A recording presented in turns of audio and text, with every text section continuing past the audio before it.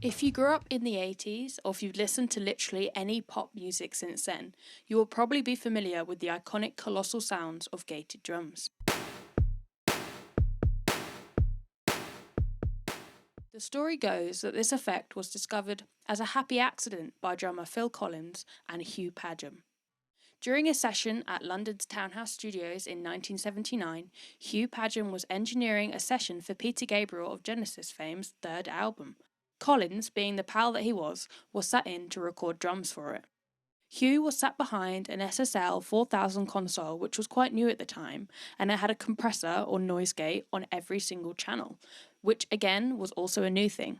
And this console had a talkback mic on it, which was called a listen mic. In the past, when an engineer needed to hear someone speaking in the live room, one would either use the microphone they were performing into or set up an additional microphone specifically for communication. SSL innovated by installing a dedicated microphone in the live room, so by pressing a button on the console, one could instantly listen to the artist without the need for an extra microphone setup. This streamlined the communication process, eliminating the need to plug in a separate mic. They incorporated a substantial compressor into its design. Hugh is quoted as explaining that, "When Phil was playing the drums one day, I opened the microphone to speak to him to hear what he was saying while he was still playing the drums, and out came the most unbelievable sound. Everyone went, 'Oh my god, that sounds incredible.' So we go, 'Okay, that was the compression on the listen mic.'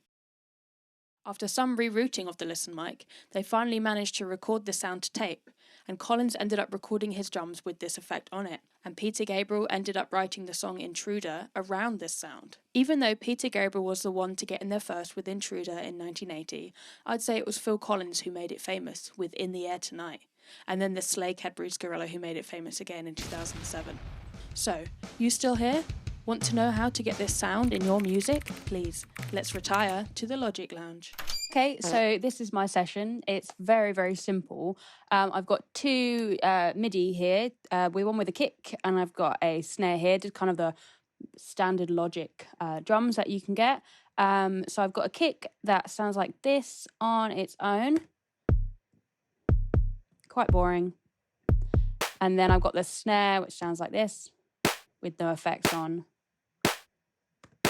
Like so. So together they sound like this. Together they sound like this. So let's get straight to it.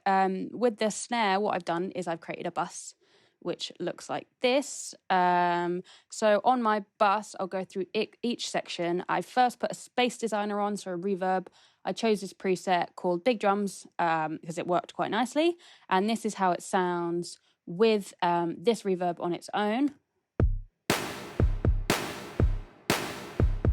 So you can see that it kind of adds that space to the snare. We've got that big sound already, what we're looking for. And then I put a little bit of compression on it so we can kind of control the reverb tail, just a very slight amount of compression. This is how that sounds.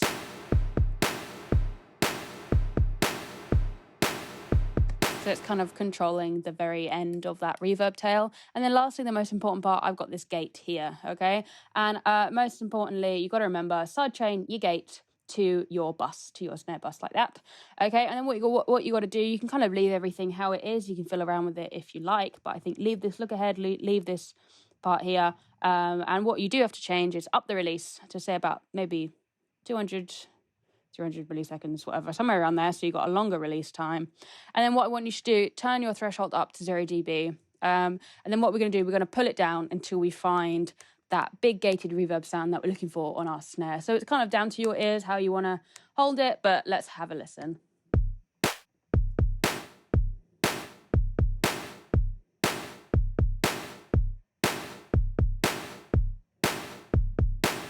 I'd say around here is where I'm quite happy with the control of that reverb. So we have that big explosion of reverb, and then it's controlled and shut out very quickly with the noise gate, which is doing its job, what it should do with the noise gate, opening and closing and letting that sound come through. So that's basically it. You can kind of fiddle around with these three things to kind of fit your ears and to fit how best it sounds for you. And that's so simple, a very simple way to get that gated reverb snare effect. And I'm going to put it in some context for you. So you can have a listen. I made a very simple 80s track to sing us out. So thank you so much for watching. I'm hoping to do more videos like this in the future, but please leave a comment. Let me know if you enjoyed it. Like, subscribe, all that jazz. And thank you for watching.